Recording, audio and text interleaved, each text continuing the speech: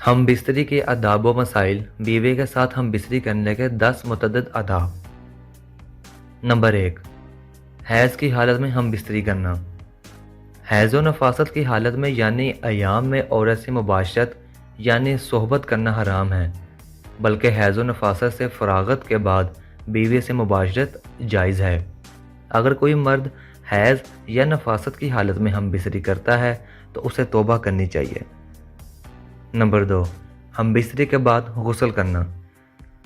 बीवी से हम बिस्तरी के फरागत के बाद अपने बदन को निजासत से धोकर साफ़ कर ले और वज़ू कर ले, लेकिन बेहतर यह है कि हम बिस्तरी के बाद जल्द से जल्द गुस्ल कर लिया जाए।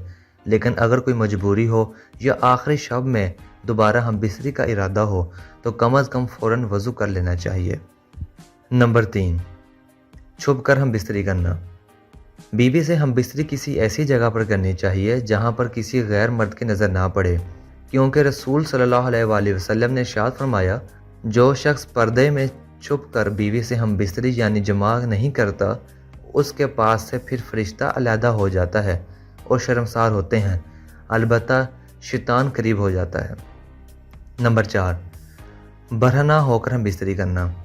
मर्द और औरत बिल्कुल भरना यानी नंगे होकर हम बिस्तरी ना करें, क्योंकि इससे बेहया औलाद पैदा होने का अंदेशा होता है।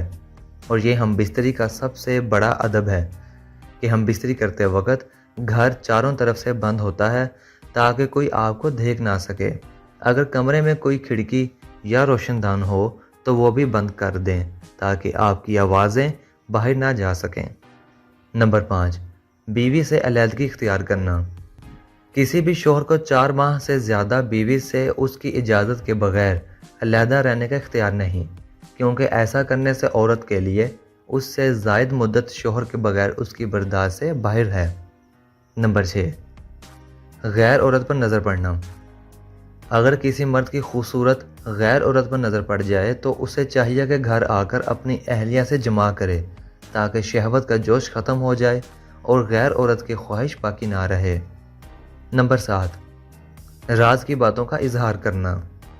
किसी मर्द या औरत के लिए जायज़ नहीं कि जो राज की बातें मर्द और औरत के दरमियान हुई हों उसका इजहार गैरों के साथ करे, क्योंकि रसूलुल्लाह सल्लल्लाहु अलैहि वसल्लम ने इरशाद फरमाया कि ऐसी बातें करने वाले और करने वाली की मिसाल ऐसी है जैसे एक शैतान दूसरे शैतान से रास्ते में मिलता है और अपनी हाजत पूरी करके चला जाता है, हालांकि आदमी उसकी तरफ देख रहे होते हैं। नंबर 8, औरत को हम बिस्तरी के लिए बुलाना। अगर शोहर अपनी बीवी को हम बिस्तरी के लिए बुलाए तो उसे फ़ौरन हाज़िर होना चाहिए, ख्वाह वो तंदूर पर ही क्यों ना हो, क्योंकि हदीस पाक में मौजूद है कि जिसका मफ़हूम ये है कि अगर कोई मर्द बीवी को हम बिस्तरी के लिए बुलाए और वो हाजिर ना हो तो फरिश्ते सुबह तक उस औरत पर लानत भेजते रहते हैं। नंबर 9, जिस्म के बालों को साफ़ करना। हम बिस्तरी से पहले मियाँ बीवी दोनों को चाहिए कि अपने जिस्म को साफ़ रखें, गैर ज़रूरी बालों को जिस्म से साफ़ करें ताकि हम बिस्तरी के दौरान दोनों को बदबू महसूस ना हो और हम बिस्तरी करने में दोनों को मज़ा और लुत्फ़ आए।